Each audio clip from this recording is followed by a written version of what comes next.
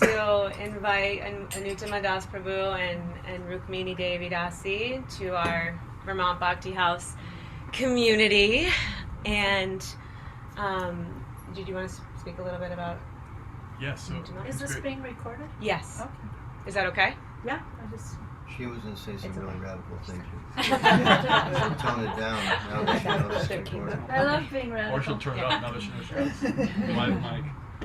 So His Grace Anuttama Prabhu is a disciple of Srila Prabhupada, and he actually became temple president of the temple where I was a brahmachari, a monk for many years, Denver Temple. Yeah, if I'm what not year mistaken. were you there? I was later. You were later. I was later, yeah. I was there. So maybe you were there when the current temple president started coming, When he Krishna was, Krishna. yeah. You made him a What's his devotee, name? and then he helped me become a devotee. Great. And Parampara. yeah, He's hope a to sweetie. return the favor to somebody someday. He's really sweet. He's really sweet. And Prabhu has also been a member of the governing body council of ISKCON for 25 years. Doing a lot to really interface with federal and multi-faith bodies. And a little bit about. Yes, and Rukmini Devi Dasi met Prabhupada and joined the Krishna consciousness movement when 15 or 16? 16 years old, and has been sharing bhakti, living bhakti, breathing bhakti her whole life, and founded the Urban Devi Sangha, which once a month, as many of you or all of you know, meets, most of you know, once a month to have women in bhakti gather together. And the two of them are a spiritual powerhouse team that we very much look up to, and I believe most of you here do as well. And we're so grateful. We have to now because the way yeah, no choice. We arrange it like that. So thank you for your inspiration, for your service, and for gracing us with your presence and association here in Vermont. Thank you. Thank you for all you're doing here in Vermont. Nice I call it community. Vermantra. Vermantra. Vermantra. The Green Mantra State. Meaning the heart, right? That maybe I lead the chanting and then she can say a few words and there's questions. Go back. Beautiful. Great. You might be better. I'm sure you're. No, she's probably. No. Okay. Melanie can play. Midori. Midori. Midori has mad tricks now. Alright, ball. Come on up. Totally okay to scoot up. This is open Come on, space right here. Or you can come right in front. Yeah, this is open right here.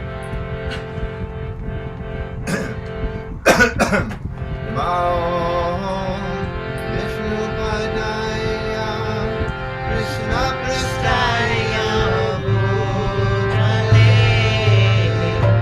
Srimate Bhaktivedanta Swami Namine. Vishnu Padaya, Krishna Prasthaya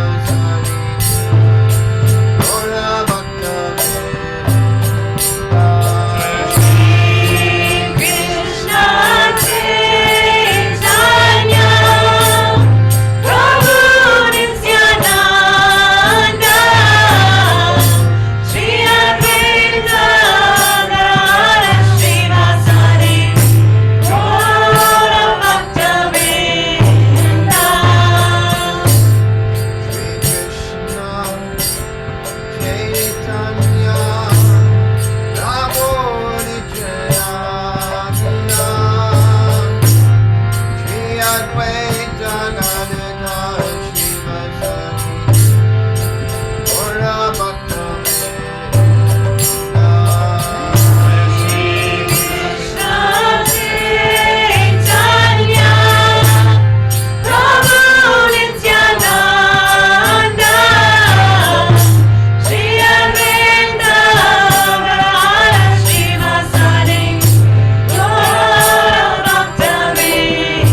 Now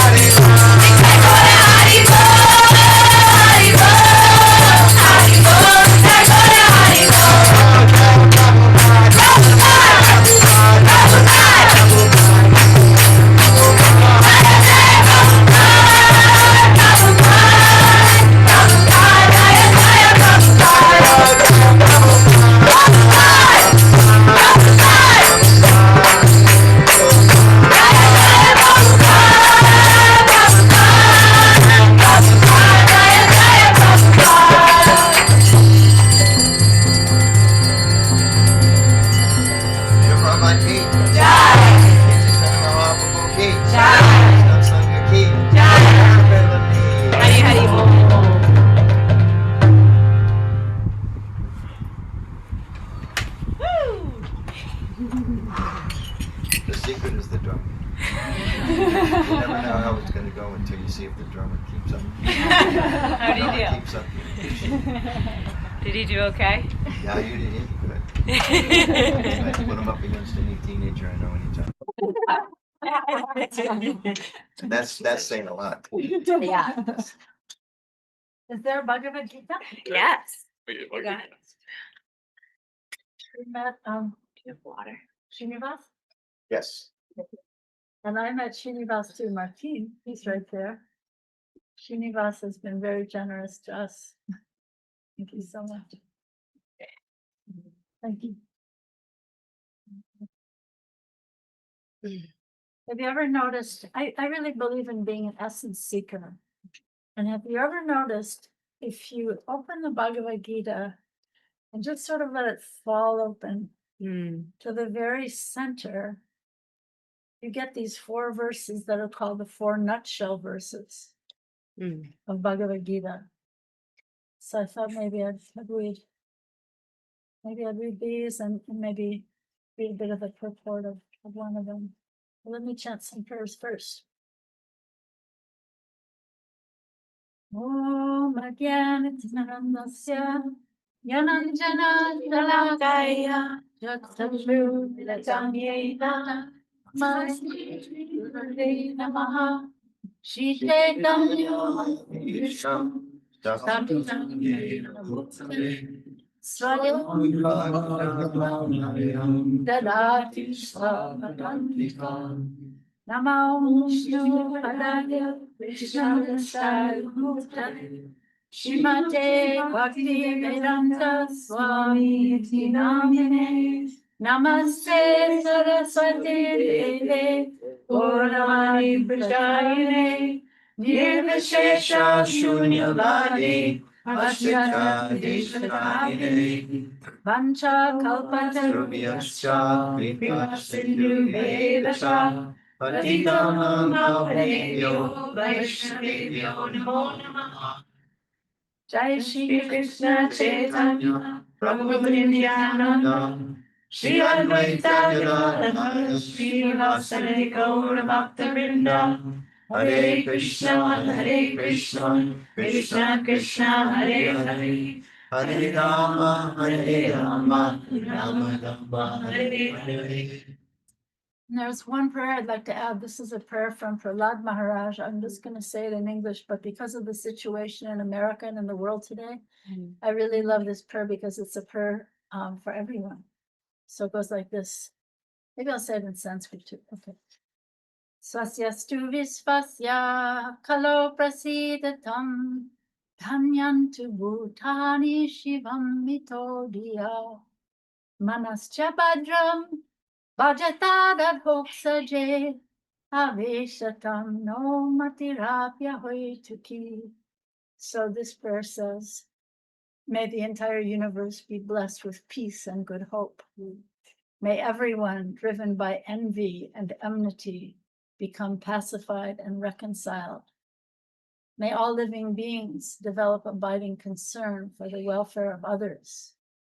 May our own hearts and minds be filled with purity and serenity. May all these blessings flow naturally from this one supreme benediction. May our attention become spontaneously absorbed in the rapture of love unto the transcendent Lord. Prahlad Maharaj from this canto. So, yeah, I just thought, speaking on the topic of thirst and being an essence seeker. Let me just read through these 4. They're called the nutshell verses, which means, what does it mean? It means kind of the essential essence of Bhagavad Gita. So just going to read the English and then I'll read some of the purport of the last one. Okay. So this is number 8. Just that it sounds good too. I should go until probably 7:15-ish. Yes? Sure. Okay. I am the source of all spiritual and material worlds. Everything emanates from me. The wise who perfectly know this engage in my devotional service and worship me with all their hearts. 9. The thoughts of my pure devotees dwell in me. Their lives wholly devoted to my service, and they derive great satisfaction and bliss from always enlightening one another and conversing about me, which is what you're all doing here. Okay? To those who are constantly devoted to serving me with love, I give the understanding by which they can come to me. Isn't that what we all want? To show them special mercy, I, dwelling in their hearts, destroy with the shining lamp of knowledge the darkness born of ignorance. Let me just read a bit of the purport here.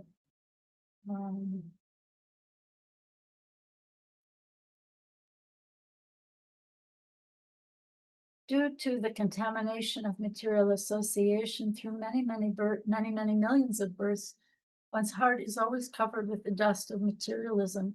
But when one engages in devotional service and constantly chants Hare Krishna, the dust quickly clears, and one is elevated to the platform of pure knowledge. The ultimate goal, Vishnu, can be attained only by this chant and by devotional service, and not by mental speculation or argument.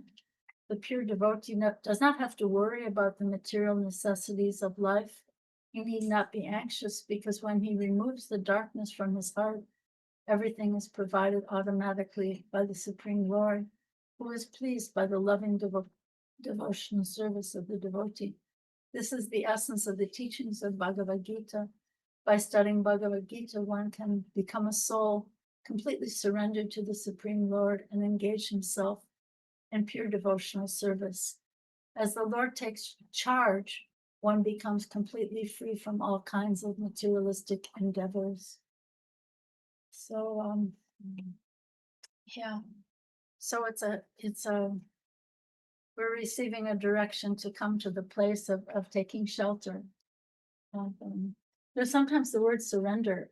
I don't know, I think to a Western mind, to an American mind, we've seen so many movies. Surrender, you loser, come out with your hands up, wave the white flag, you're finished. But I don't know, I like to think of it more as taking shelter of Krishna. It just strikes, I don't know, to me anyway, it strikes a more positive note. So taking shelter, and then Krishna, when we try to take shelter, Krishna begins to take charge and gives us the understanding how to come to him little by little.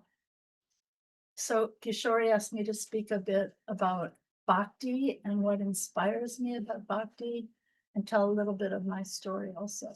Yeah. So I was thinking when we were driving up, there's some nice definitions of well, first I wanted to say that once I found this beautiful picture of a goddess, and I didn't know who it was. She was kind of like standing like this, really beautiful.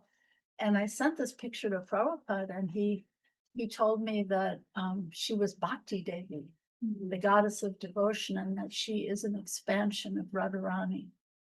So the very process of devotion is a goddess who is expanded from Sri Radha.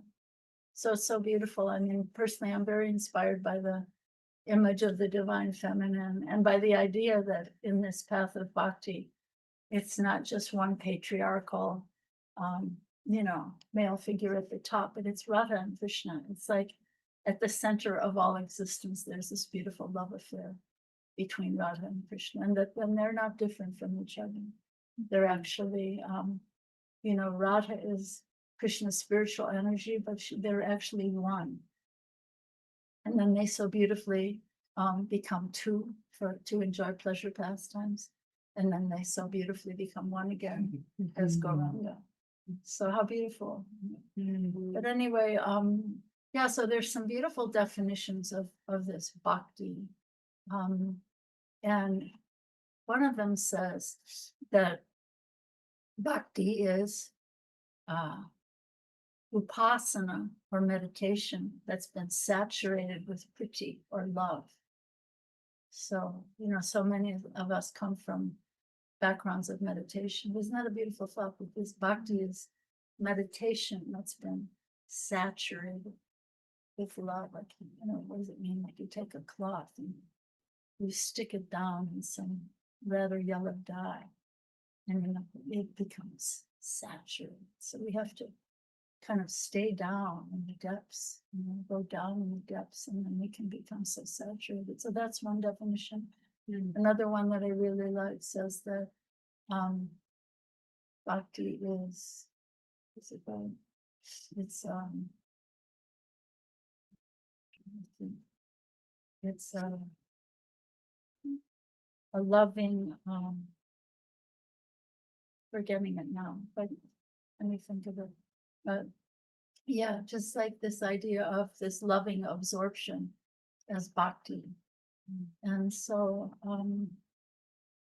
yeah, speaking of, I mentioned thirst at the beginning. So this idea of, maybe you've all heard, I know Raghunath likes to repeat this, that Richard Rohr, this Franciscan scholar, says that Franciscan monk says that everyone comes into this world with a God-sized hole in our hearts, and we try to fill it up with, relationships or addictions or, so many other things. But that hole, that thirst is still there. That longing is there, and we don't really know why. What is it that I'm looking for, and what is it that I'm searching for? But it's actually that thirst for that original relationship, that original loving relationship with the Supreme Person who I'm a part of. Like, we're sacred hearts. We're not born into sin. We're born as we are eternally eternal. We're full of bliss, we're full of knowledge. And as this purport was saying, that we become covered by these layers of dust. And so the process of bhakti, the process of chanting is uncovering these layers. Like, if you can imagine a mirror, if you can imagine the heart as a mirror, and this mirror has been covered with dust for so, and imagine if you left this house and locked it up and came back like 1,000 years later, the mirrors would be so covered with dust. So that's how our hearts are like that. So with this process, it's so beautiful to uncover that dust from the heart, by this process of lovingly serving, making a garland and doing something in love. At your job, you could be doing anything. You could be an investment broker or a hotel chain owner. You could be anything, but if you do it in the mood of loving service, then that becomes bhakti. And it brings you closer. So, yeah, so loving, this loving meditation saturated with love. So then, I think for me, so I was a wild child, and I I don't know if any of you were part of the 60s, 70 generation, maybe Srinivas, maybe were you a wild child also? But a bit of a wild child. Yeah, so wild. Yeah, you can just take the wildness and just put it into your dancing. But I actually left home when I was 15, and I kind of felt like I was just talking to my friend. We were staying with friends in Norwich, and she's a scholar of liturgy and an academic. She taught at Cambridge, but she's an academic. I'm not. I'm an uneducated person. But there's something we two share, that we both grew up feeling like we'd been dropped from another planet. So I grew up feeling like I couldn't figure out what's going on. I don't know if any of you experienced that, but I just could not figure out what was going on, why people were doing what they were doing, what their values were, and what their goals were. I just was like, what? I just couldn't figure out. They were going to build their empires, and then they're all just going to die. And I just couldn't figure it out. So, I met Srila Prabhupada when I was a year later, after roaming around. And I didn't go to India like Vladimir Swami, but I was roaming around the US. And I met Srila Prabhupada when I was 16. And I met him. So I met the devotees in San Francisco. And there was this temple in San Francisco was a real chakra, a power chakra. All of these people who later went on to become important leaders, the six who went on to open the temple in London, they were there, and Jampataka was there, Tamal Krishna, Vishnu Jain, Jayanand, all these kind of future important leaders. So anyway, that's where I first met the devotees, and then Tamal Krishna, who was not a Maharaj yet, he had just come around a few months earlier, and he didn't have a shaved head or anything yet. And he was very kind, because he said, you know, after these six go to London, there's not going to be any good association around here for a new woman on the path of bhakti. So you should either go with them to London, or you should go paint with Jadharani in Boston. I was interested in art. I've always been interested in art, and she was painting in Boston. So he said, you know, probably in London, they're not going to have anywhere. They're not going to really, they don't have any place to go. So maybe, so I went to Boston. But anyway, so first we went to Montreal, and I was initiated by Srila Prabhupada. I'd been coming around for about 2 weeks, and that was the style that, and you know, if Prabhupada would say, well, who is Krishna? If you could say, well, Krishna is the Supreme Personality of God, you could get initiated. So anyway, Prabhupada was staying in this little apartment near the Montreal temple had been a bowling alley. So it was up like on the 3rd floor of this building, and all what had been bowling lanes, they filled in with these like, you know, you roll out this linoleum stuff. Yeah. So that was the temple. And so anyway, we went over to Prabhupada's apartment. These devotees from San Francisco and Yamuna Devi said, we called him Swamiji at that time, and she said, Swamiji, this is Wendy, and she's only 16 years old, and she would like to become your disciple. And Prabhupada looked at me, and his face kind of like, and he said, but where are your parents? Which is so funny, you know, I mean, it's like the antithesis of the, you know, cult leader, right? You know, so he was feeling the pain of my parents. He was really feeling the pain of my parents. So anyway, so then I was initiated there in Montreal, and at my initiation, he told the story of Rukmini for the first time. The devotees hadn't heard the story of Rukmini, and he told the story of, you know the story of Rukmini? Anybody? No, you don't know the story of Rukmini? Okay, so Rukmini is the wife, Krishna's first wife, and it's a whole drama. It's a beautiful drama in the Krishna book. Krishna kidnapped her. She was praying to Krishna that this kind of jerky guy is supposed to come and marry me. My brother arranged this. I don't like this guy. But she was in love with Krishna. She'd heard of Krishna. She'd heard about Krishna from Narada Muni, who's in all the stories. You know, Narada Muni, he plays Bhavina, and he appears in every story. So she had heard the glories of Krishna from Narada Muni. So she wrote a letter to Krishna that this kind of jerky guy, Sisupal, even his name sounds kind of yucky. Sisupal? Doesn't sound kind of like, I'm not going to like this guy. Anyway, so she wrote a letter to Krishna that this Sisupal is coming to marry me in just a couple of days, so please come and kidnap me. And she was the daughter of the king, so she understood diplomacy. So she gave him advice on exactly when she'd be walking out of the palace and when would be a good time for her to kind of. So it wasn't like we think of kidnapping today. It was like, it was her wish, it was her desire. So Krishna came and kidnapped her. So Prabhupada told this story for the first time at my initiation.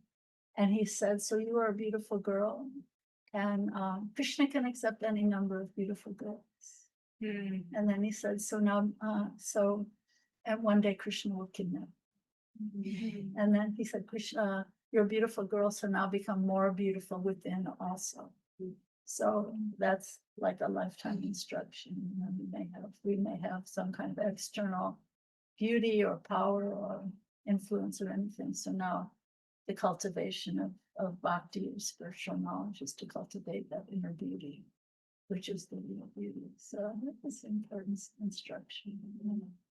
So yeah, and I'll just share another story that I think is important. I don't know if any of you have heard me tell this story before. Did any of you happen to see the movie about Prabhupada? There's a beautiful movie. So I told this story in that movie, but I think it's important. So let me repeat it. So again, I was only 16. I was just a kid. And this happened in New York. So I was in Montreal for a while. And then we all went down to New York to 26 2nd Avenue, the very first temple. Maybe some of you have been there. And so it was like a tiny little storefront on the Bowery, this worst neighborhood in New York. And so we were up, Prabhupada would speak on alternate evenings. And then on the other, like Tuesdays and Thursdays, he would speak to a group of disciples in his apartment in the back. So this one night, he's looking into each of our faces like this, looking into each one of our faces. And he said, I want each one of you to open a temple somewhere.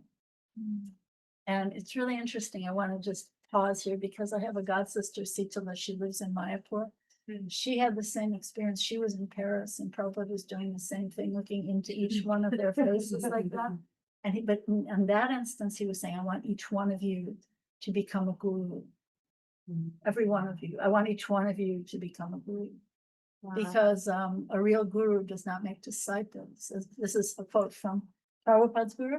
He said, a real guru does not make disciples. A real guru makes other gurus. So yeah, I think that's really beautiful. So in this time, he said, I want each one of you to open a temple somewhere. And again, I was just a kid.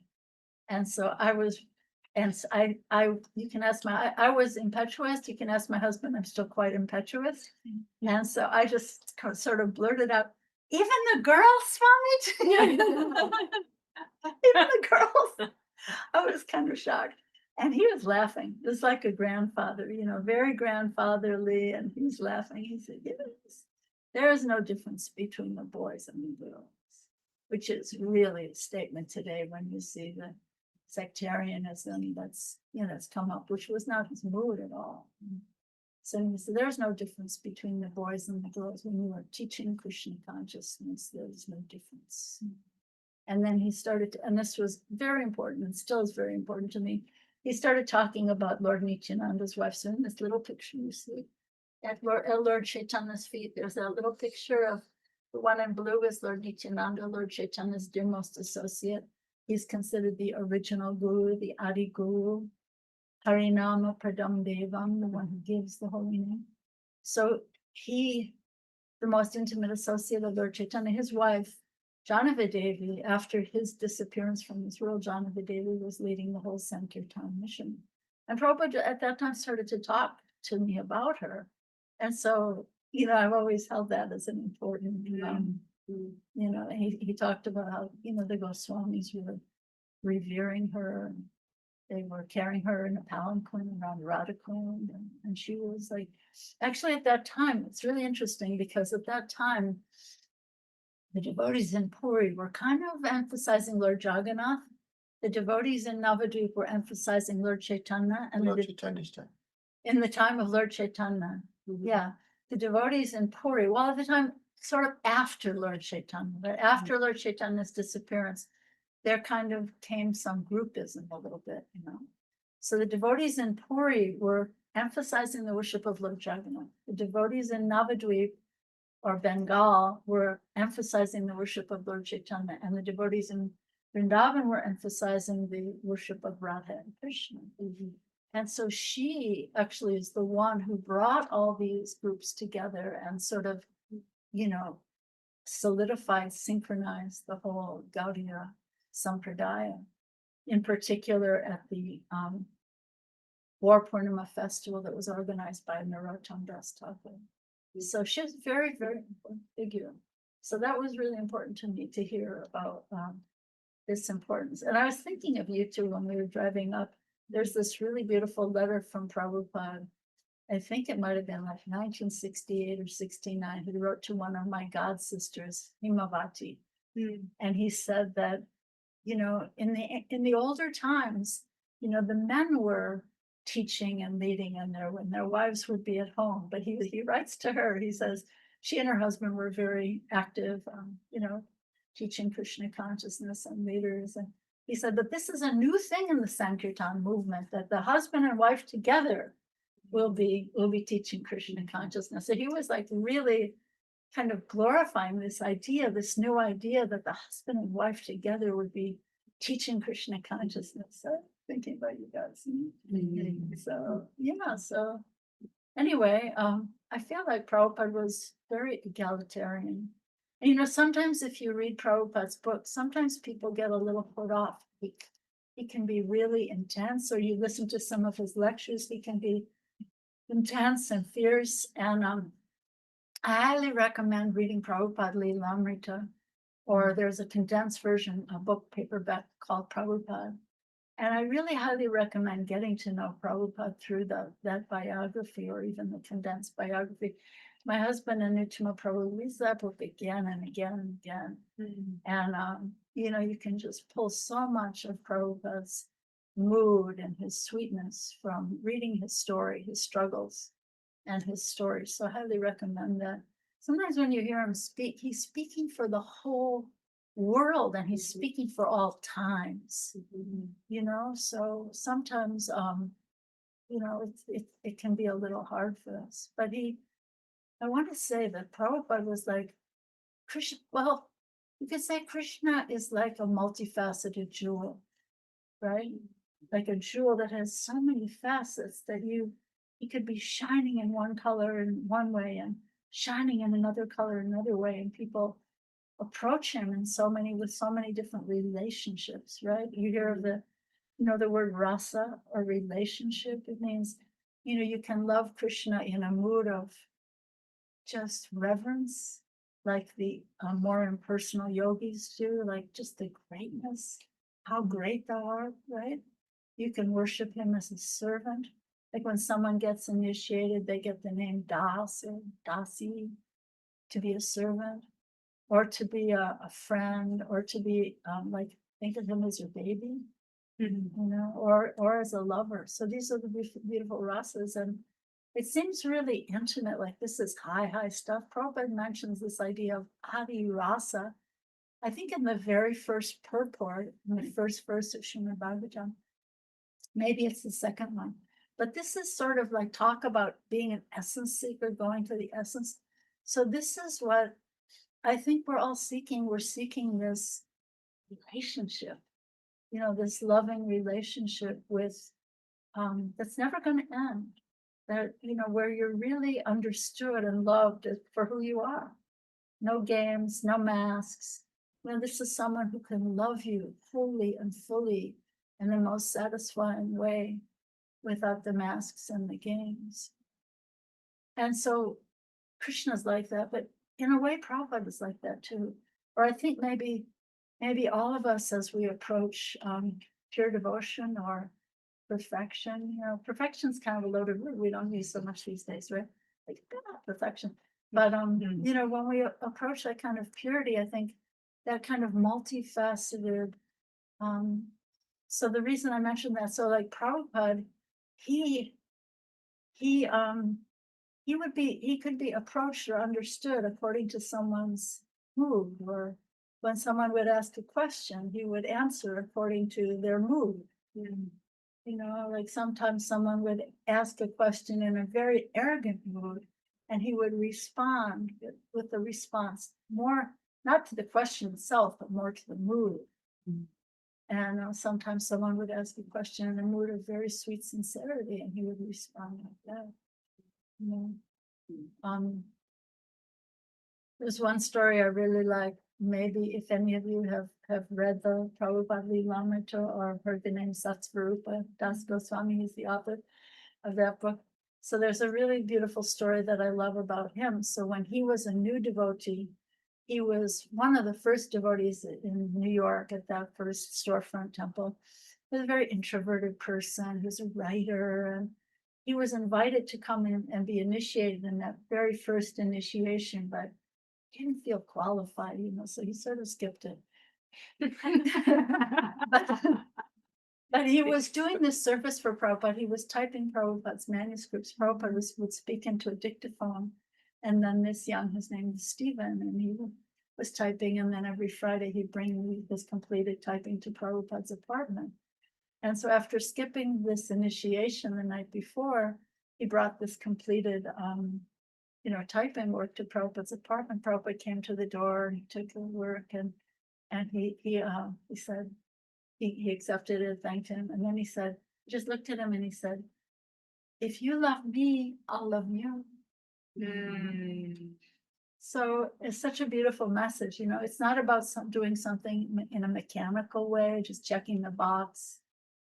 It is not an achieving process. It's a descending process. It's a process of begging for grace and opening our hearts. If you love me, I'll love you.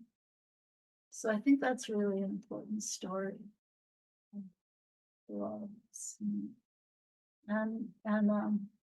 Yeah, so Prabhupada was very reciprocal according to the way someone was approaching him. There's this one future disciple. He was kind of playing, he was one of the New York guys. He became a Swami later on. Later down fell from sannyas. But anyway, he was a big leader in India, did a lot of outreach. Anyway, he was playing, and this is in the very early days. He thought he'd play Stump the Swami. Yeah, Stump the Swami. So he asked Prabhupada, you're supposed to know everything, right? You're the guru. So if you know everything, not that he didn't say this part, but he just said, raised his hands. How many windows are in the Empire State Building? You're supposed to know everything. So what do you say to that? And Prabhupada just shot back and said, how many drops of water are in a mirage? Is that amazing? Such a response. And there's so many stories like that. Like, have any of you read this series, 3 books? Chasing Rhinos. Chasing Rhinos. But is there a Kleenex? Yeah. Okay. Yeah. So Chasing Rhinos. So my dear godbrother Shama Sundar, he's such a creative guy, super creative, out of the box personality. We both. How many times have you read that?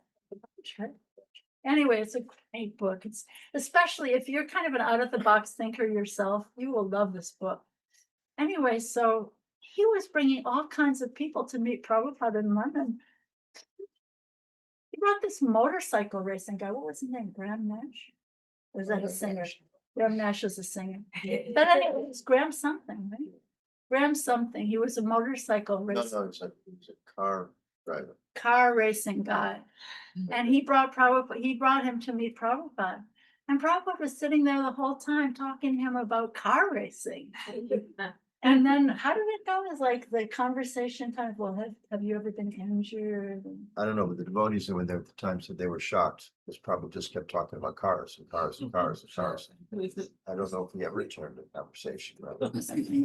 As far as I remember, something like, have you ever been injured? Have you ever been in an accident? And then there's the opportunity. Oh my goodness. Just injured every step, right? But that kind of thing. I mean, Prabhupada was so, I just think of it like kind of like a multifaceted jewel, that in the way someone wanted to approach him, he would reciprocate, and he would catch someone's sincerity. Like, I remember this one guy showed up in New York. He had cooked for Prabhupada years before. He had cooked for Prabhupada years before. He had fallen away. And he came to see Prabhupada. I remember he was like out on the street. Prabhupada had arrived and he's out on the street and he was there to see Prabhupada. And so Prabhupada said, please come and cook something for me. And the devotees are kind of like whispering to Prabhupada, God, he's eating meat. He's like not really following the principles. And Prabhupada's like, here, come. Just like so beautiful. Like, so I guess I started this talking about being an essence seeker. So I feel like it sort of behooves us to cultivate that mood and to not be, I think it's a real sign of a real beginner devotee when all we care about is the external stuff. You've probably all been to a temple where someone's going to tell you, don't stick out your feet and don't do this and don't do this. And you feel like, oh my gosh, I'm doing everything wrong. Right. You know? So, but I think we need to become essence seekers and welcome people as essence seekers and see the sincerity of the heart, and people feel, this is your home. You can do this. You can be loved by Krishna. You can love Krishna. Krishna will love you as you are. And, yeah. So those are a few thoughts. Yeah. What do you guys think? Yeah, maybe, maybe there's some questions or reflections or complaints, or this is not your experience, or, yeah. Ji, thank you so much for this Dear beautiful Eileen, lesson and thank this you. knowledge. Thank you and for coming here Thank so you far. for I house you. sharing your love with us, and I need to Madas, thank you so much. Questions for both of you. So I know that you both do a lot of work in the interfaith councils, and going back to the essence seekers, and I know much of what you talk about is how a lot of people coming to God in different ways are more alike than we really are different. When we talk about bhakti, we talk about other paths. And so as this community is growing and we're attracting different people and having conversations, can you share some insights and some suggestions for us as we're talking to people of different faiths and how to approach what we're doing with our bhakti practice with, with other. Beautiful. You want to share some thoughts, and then I can share some. You want me to go first? Well, we were just in Norwich, Vermont. Any of you ever been down there? So we have a friend. So I think I mentioned her at the beginning. She's a Methodist scholar of Methodist liturgy, and her husband. You're going to show that film at some point. So I mentioned this film. There's a 16-minute film that Kishori and Samya or Shamya, they're going to share with all of you at some point. But anyway, so this scholar, so we were just visiting his widow. He passed away a couple of years ago. And yeah, she invited us to come to his funeral. We spoke from Bhagavad Gita at his funeral, and the congregation was church, and quoting verses from Bhagavad Gita, and the minister is like smiling, loved it, and then we went to his cremation, and the only ones, I wasn't going to share this, but the only ones at this little cremation were his kids and his wife, and us. And she said, we were so shocked, and then We were just trying to be wallflowers. yeah, we didn't want to Interfere with the impose, families. I mean, they're all a bunch of kind of nominally Christian, but not really, Anyway, at a certain point during that cremation, she said, what'd she say? He said, what'd she say? She said, please chant. Yeah, okay, everybody. And she had us chant Hare Krishna, and her, As they pushed the button to start the yeah, cremation fire. yeah. Wow. And yeah, and then this really beautiful other story about Kenneth. So we knew he was a Methodist minister. He was a beautiful. We could share so much about him. We could go on. So he went to Africa as a missionary to convert the heathens. Right, this was his young missionary self, and then he wrote about this. That when he got there, he realized that God had preceded him there. God had arrived in Africa before he ever arrived. And he realized that these African people had so many deep, beautiful conceptions of God, And his wife was telling us. So anyway, yeah, so maybe go on and on. You wanted to share the story. Yeah, well, I would just add a practical thing. We have to be very careful we don't compare our ideal with their practical reality, which is a real problem of faith. It's like, they expect us to be like Jesus, and we expect everybody to be acting like Prabhupada. And if they're not, then we find someone false. And instead, we really look at where you mentioned the essence to try to see what's people's actual, like we have for 27 years or so, we've had this Vaishnava Christian dialogue in Washington, D.C. 28 years. Yeah, 26, 27, something. And so there's an abbot from the local Dominican monastery comes, and some professors from Georgetown University, and people with the Bishop's Conference, and then some devotee scholars, people like us, and no academic qualification. And it's a very kind of there's new people come over time. Few priests, but there's a real sense of camaraderie within the group because it's really a shared mood of what can I learn from you about what you understand about God? And will you please, and here's what I can share about what I understand about God. There's that sense of vulnerability there.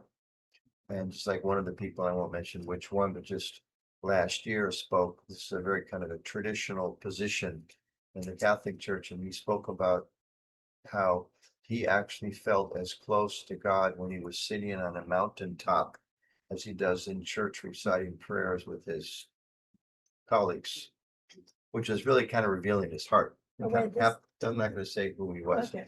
I mean, half the people in the room kind of gasped. Very conservative, traditional guy, elderly. Yeah. And, but he was expressing that, which, to some people would be like, okay, everybody might say like that. And here's a person who's given 50, 60 years of his life, a very strict practice. And I would say for him, it's not so much, oh, well, that means he now compares with the 23-year-olds who go on top of the mountaintop and commune with God. No, this is somebody who's made a very serious life's endeavor, but through that prayer, he has that sense of experiencing God in every moment, in a sense, and that he felt comfortable to share that with this group. So I just think that's really important because there's such a tendency, for instance, okay, we know within our Vaishnava practice that no meat eating. And we also know there's a mixture. Some Vaishnavas are vegan, some are not. Some people are like, well, wait a minute, if you're buying milk, you're supporting the milk industry, you're killing the cow as well. So, and these are like, sometimes there's a sense like, no, we have it all figured out. And what we're doing is completely right, and there's no gray areas. And this is what we're supposed to do. And I think, more honesty is that we're all trying to figure it out. And if we meet people from another tradition that are in that same mood, I don't find much benefit talking with people who feel like, I go to some interfaith stuff and they'll do like an interfaith dance and so which tradition is this? This is like a bunch of people dancing on stage with flags. Okay, like, did Jesus do that? Did Muhammad do that? It's nice you're dancing for us, but I don't know what is it? Where's the faith, spirituality? Where's the roots here? And sometimes I went to my first interfaith groups I ever went to was in Denver. So we're like 40 years ago. And I went to 3 meetings, and I remember like the 3rd meeting, they were still saying like, in our church, oh, I'm sorry if I offend anybody by using that word, I really apologize. We were in Denver together at that time.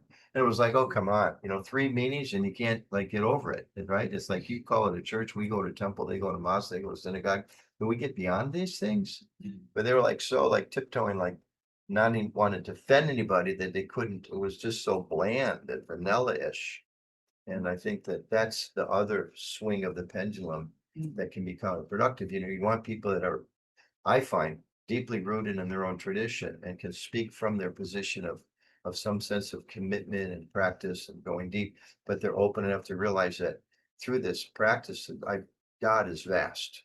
And even in our own tradition, there's so many books, I'll never read all the books in our own tradition. Can you share me a few things that you have understood about God? And anybody says, well, I know everything about God. It's like, well, great. Have a great day. You don't need to talk to me and I don't need to talk to you. You know everything there is to know. And, good luck. I had an experience a couple of years ago at the Rath Theatre in Baltimore. And I was just kind of walking around because I was at GBC there. So I didn't have anything to do. I was just walking around. What's in GBC?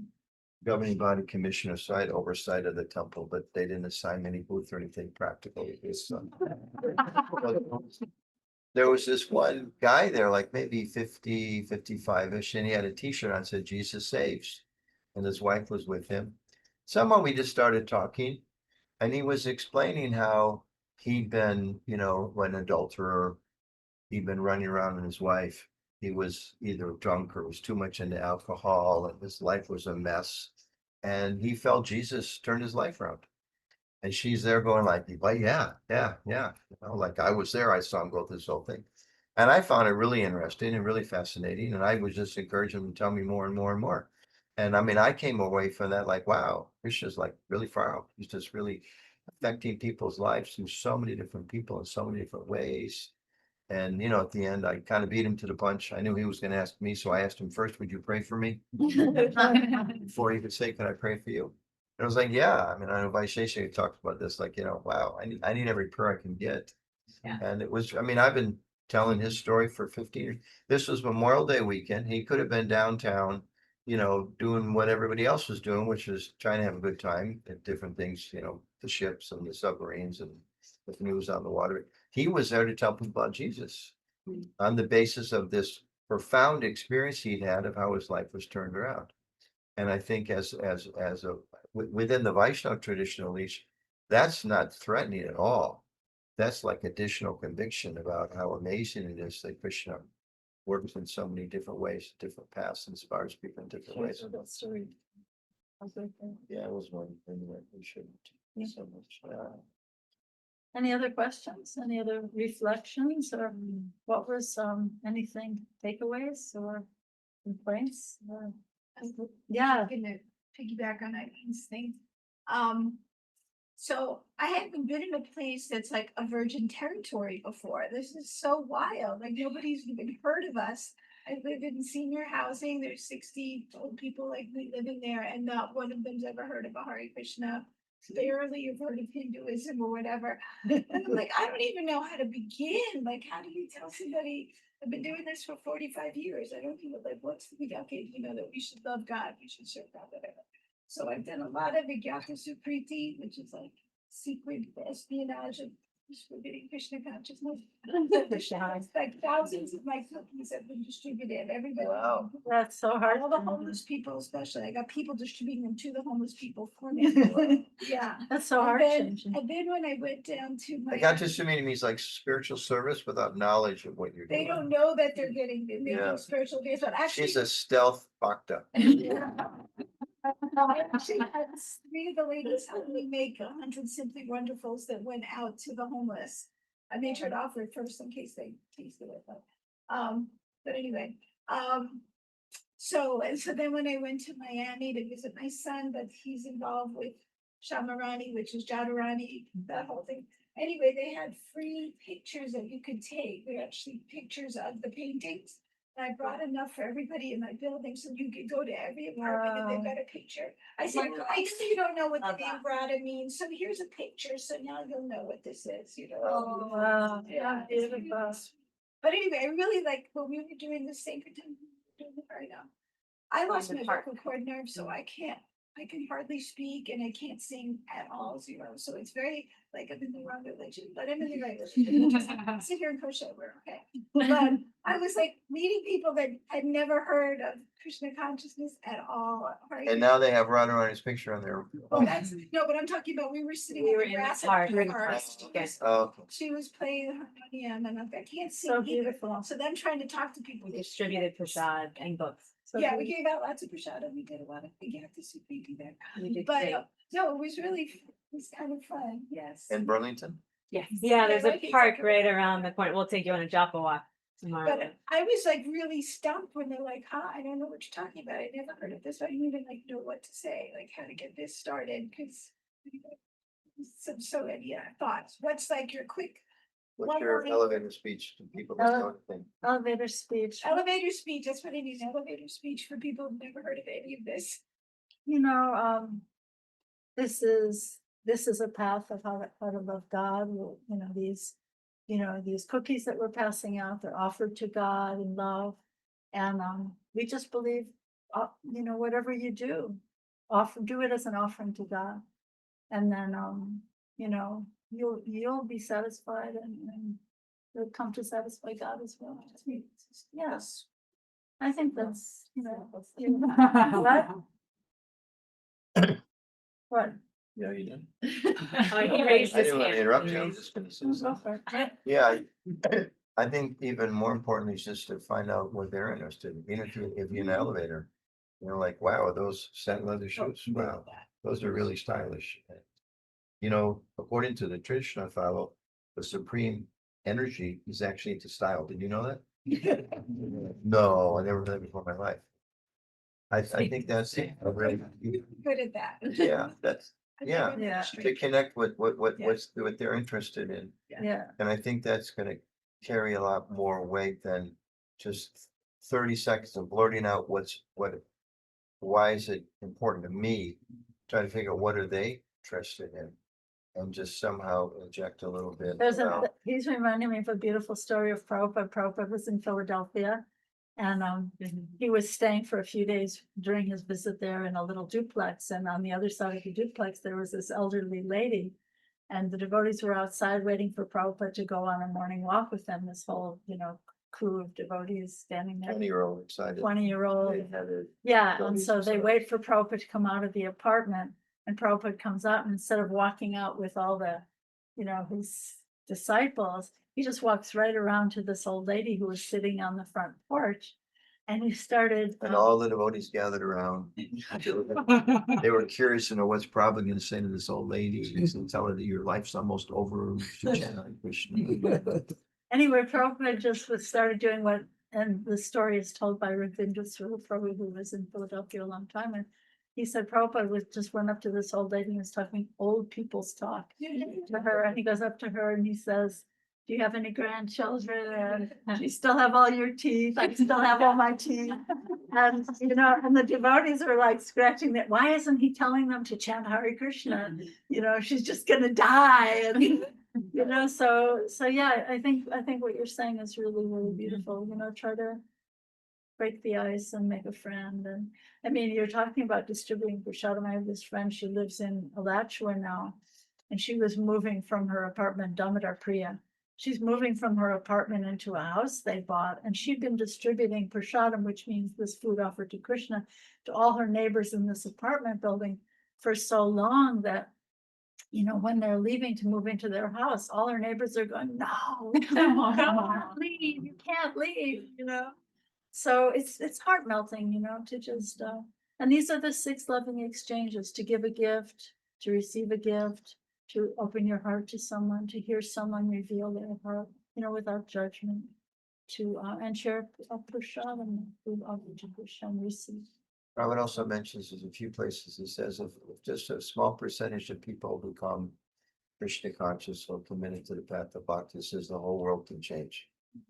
And I thought about that for quite a while in terms of, does that mean, so many monks or so many people are going to move to Vrindavan just by the potency of the mantras, things are going to change. I don't think that's what he meant. I think what he was saying, when there's a percentage of lawyers that are spiritually guided and ethically committed people, that when you need a lawyer, you go to this particular person, they actually care about you because they're doing it as service to Krishna. And they're not going to cheat you, they're not going to take advantage of you. If that's not their field, they're going to send you another lawyer, even if they don't make as much money, because that's what they should do. And over time, the rest of us are going to start going to that lawyer because we're going to hear that's an honest person. And the painter of your house, who's God conscious, who makes sure they do every corner, doesn't skip one thing because they know you can't see it, or they know you're going to pay them before they can, after they get away, kind of a thing. They're going to do it nicely because they know it's actually an offering for God. And people are going to, the real crook is going to start thinking, I have to raise my standards because he or she's getting all the business.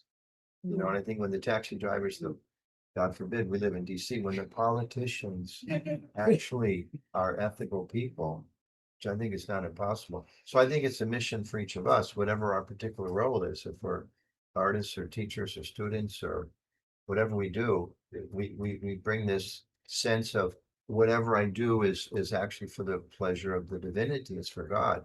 And you're sacred, my relationship, like you're a counselor, right? You do grief counseling and so everybody I interact with Yeah. is a part of the divinity. they It's a feel sacred valued. I shouldn't exploit them. I should treat them with respect. And it's not just comes from there's certainly other ethical systems, but this one is based on this idea that everyone is a spark of the divine and everyone should be treated with respect and with affection. And if a sufficient number of people in the world Just like it reminds me, you think about how you're out from Burlington chanting. I don't know how many of you thought about, probably at that exact same time, there's a group in Buenos Aires, there's a group in Chile, there's a group in Johannesburg, there's a group in Nairobi, there's a group in Moscow, and it's part of this consciousness awakening and purifying of people around the world. So we're connected to that. And it's pretty amazing. And Burlington is not on the list of the most important cities in the world if you don't live here.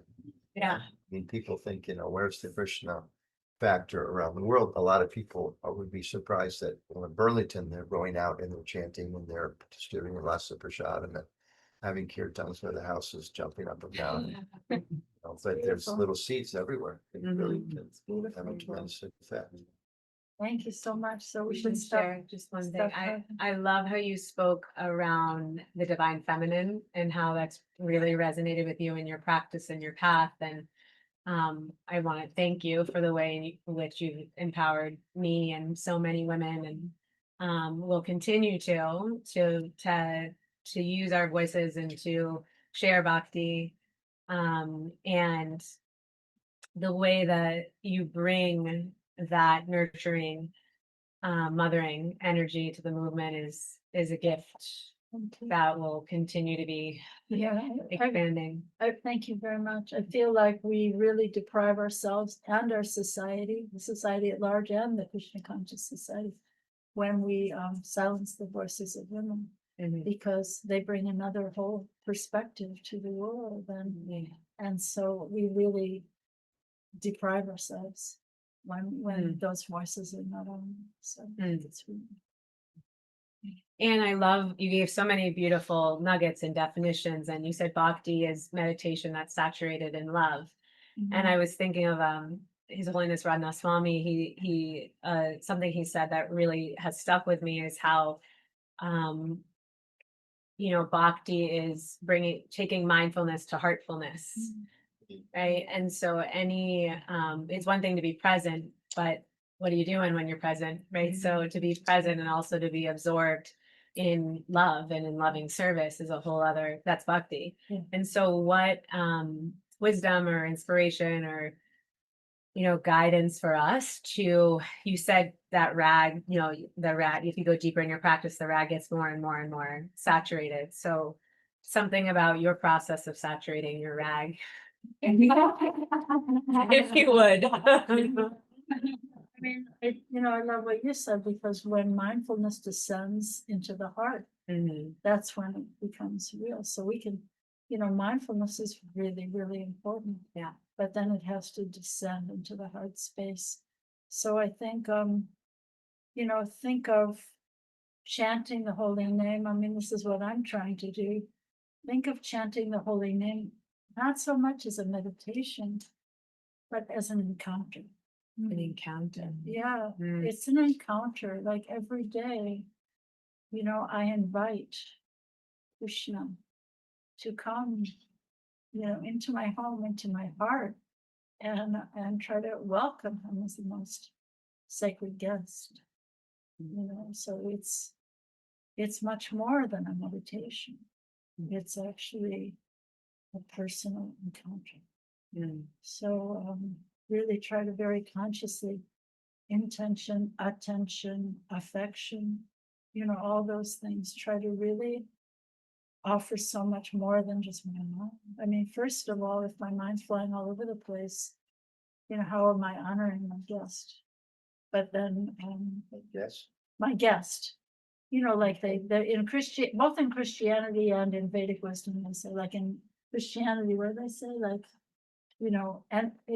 welcome the stranger because you may be welcoming an angel unaware, something like that. And in India, they're very conscious. The uninvited guest is supposed to be regarded as God. Or Prabhupada said once, someone asked him once, well, what does it mean to be married in Krishna consciousness? What does it mean to be a householder? And he said, and the person couldn't figure this out. He said, Prabhupada said, it means that before you eat, you go outside your door and you say, is anyone hungry? Is anyone hungry? That's what it means to own a house or to be a married person. Like, what? The person's like, Yes, twice, because he thought he didn't understand what Prabhupada said. Prabhupada didn't understand the question. He asked the question again, probably gave the same answer. Go outside and say, is anyone hungry? Is anyone, you know, so it's this spirit of welcoming the And charity. in charity, you know, and so what to speak of welcoming the holy name? So I feel like we should keep in mind it's an encounter with divinity, and I have this opportunity to have this encounter with divinity and to open my heart and to welcome this most sacred guest. And I can have the story that I like in my early years, around the time before I was devoting to Rukmini, first came 5 years before, 5, 6, 7 years. One of the senior devotees at that time approached Swamiji. Devotees were just learning about pain obeisances, bowing down before Prabhupada, and went to him and said, Swamiji, the others are paying obeisances. I don't really feel like it. Is that okay? And Prabhupada said, that's okay, but if you do it, the feeling will come. So I think that's really important. I mean, a little bit, you know, sometimes there's some guys in the room, and I know sometimes it talks about getting in touch with emotional self, and guys go like blank. It's not our forte.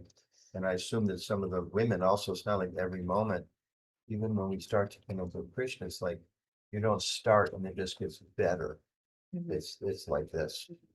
So part of the process, you know, whatever our role is, and whatever our body is that also understanding that part of my bhakti is this concept, go back a little bit, the Vaishnava idea that we chose to separate ourselves with Krishna. It's like we messed up. And now we have the opportunity to reconnect.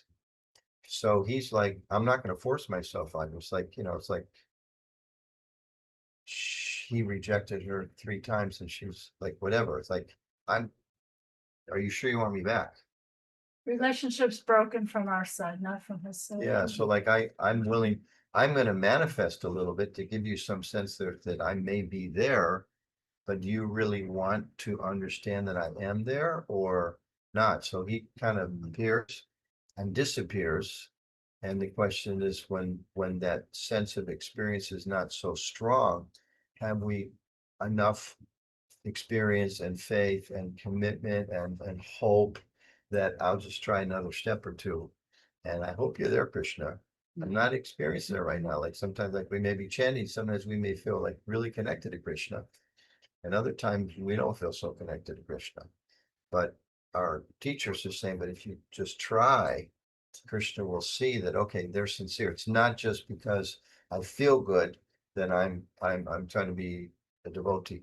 Because the feeling of good and bad, it comes and goes. It's just, you know, we spent some time with some just friends the last couple of days, and the amount of tragedy and some, I mean, it's like I was ready to leave. I spent time with their sister and the whole village, the tragedies of the village of the small place they live in Maine, and then our friend, the tragedies, the small place and her family, and some other people we know. Like this is a tragic world, and if we just think like some people do, okay, I'm going to believe in Krishna, divinity, God, whatever.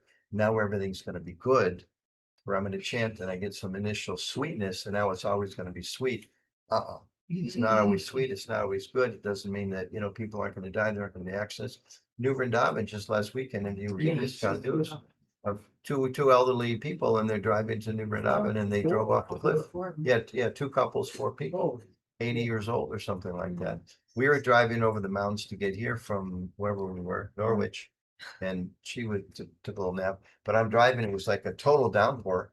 And I was thinking, yeah, if I was like 10 years older, I could easily just think that the right turn is a left turn and just go off the cliff. So it's a dangerous world. And we just should look for that experience within and just be committed to continue trying and showing Krishna we're sincere, even when sometimes it's like you love your spouse, but sometimes I'm sure she feels like I love Anuttama, but I'd like him to get out of my life. But, you know, she continues working on the relationship as best she can, you know. So in a similar way, it's like, you know, I love Krishna, I have to keep working on it. I just want to say one thing too. I think a lot of devotees, then I will be quiet and I can go. Never. But I just wanted to say, I think a lot of us make the mistake that we think that I'm gonna achieve this and I'm gonna show Krishna and it's, you know, I'm gonna, it's a path of grace. It's a path of, you know, showing Krishna our sincerity, and it's a descending process. It's like Shakespeare says, the quality of mercy is not strained, it falleth as the gentle rain from heaven. So, you know, we make a big mistake that we think I'm going to achieve and it's not like that at all. You know, we have to, you know, just beg Krishna to reveal himself and be sincere. I love this. And this is something that's in the teachings of Lord Chaitanya. It's in the Chaitanya Charitamrita, but also in the condensed TLC. But Lord Chaitanya says to Sanatana Goswami to be sincere, simple, and without ulterior motive. And that everything, Radha Swami repeats this, and then Krishna will reveal everything. So it's not an achieving thing, it's just be simple, be sincere, and just, you know, don't have an ulterior motive. What's ulterior motive? What is that? You know, it's like, I'm doing this so I can get this, and, you know, I want some prestige, I want some position, I want some this, whatever. It's just be simple and just beg Krishna for his I heard one lecture Prabhupada was saying, if you just chant Hare Krishna sincerely, everything will come. And then he paused. He said, what sincerely? He said, if you just chant, sincerity will come. So I was in the room with a bunch of many devotees with Srila Puri Maharaj. And Prabhupada's very dear God brothers. And somebody in the room asked him in this new, very challenging room, said, so after 100 years of chanting, what have you learned? Wow. Like we were saying, some challenge about it's not the song. Right. Thank you very much to take in. So I am praying for sincerity. 100 years of chanting. Insincere. In the whole, every devotee would like along back. Wow. They had hair. None of them did. How beautiful. How beautiful from such a deep and mature, realized person. How beautiful. Yeah. So how rare is that to be so simple, to be like a child, like Jesus, and become like a child to enter into heaven. So yeah, that's bhakti. That's good bhakti.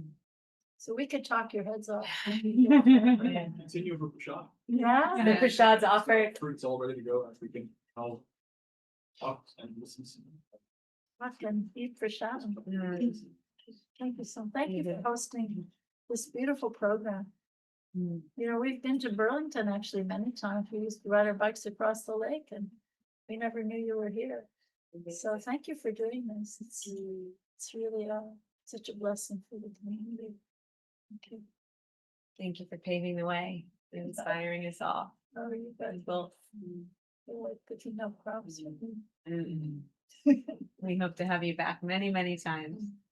And we would like to offer you to take Prashad. Nice. Anuttama Das Prabhu ki jai. Rukmini Devi ki jai. Shall we go, Preeti? Jai. Shall we pass? Jai. Lunch.